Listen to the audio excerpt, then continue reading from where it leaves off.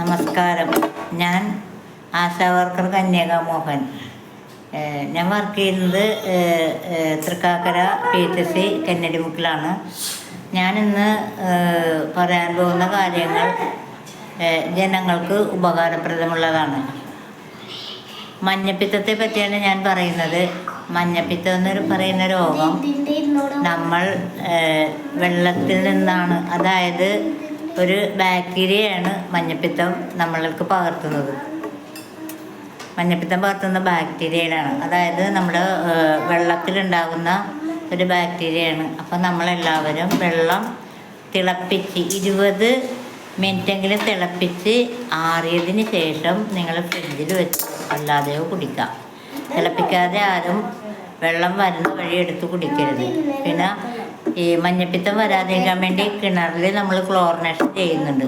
കിണർ ക്ലോറിനേഷൻ ചെയ്യുന്നത് റിങ്ങിൻ്റെ അളവനുസരിച്ചാണ് ക്ലോറിൻ ഇട്ട് കൊടുക്കുന്നത്.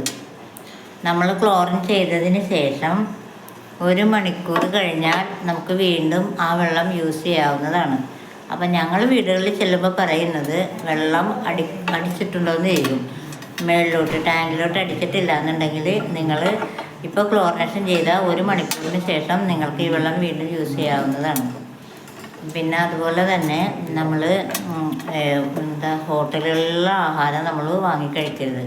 ഹോട്ടലുകളിലെ ആഹാരം തുറന്നു വെച്ച് ഈച്ചയും മറ്റ് പ്രാണികളൊക്കെ വന്നതിന് ശേഷം അവർ നമുക്ക് തരും. ആ ഭക്ഷണം നമ്മൾ വാങ്ങിക്കഴിച്ചാലും നമുക്ക് മഞ്ഞപ്പിത്തം വരാനുള്ള സാധ്യതയുണ്ട്. പിന്നെ അതുപോലെ തന്നെ ഇപ്പോൾ മഴക്കാല ശുചീകരണത്തെ പറ്റി പറയുകയാണെങ്കിൽ നമുക്ക് എപ്പോഴും നിങ്ങൾ സൂക്ഷിച്ചു പോകേണ്ട ഒരു കാര്യമാണ് കുടിവെള്ളം.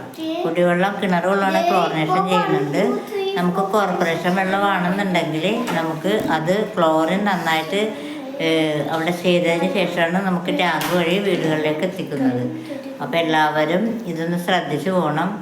എന്തായാലും അടുത്ത എപ്പിസോഡിൽ നമ്മൾക്ക് കാണുന്നത് വരെ ബൈ.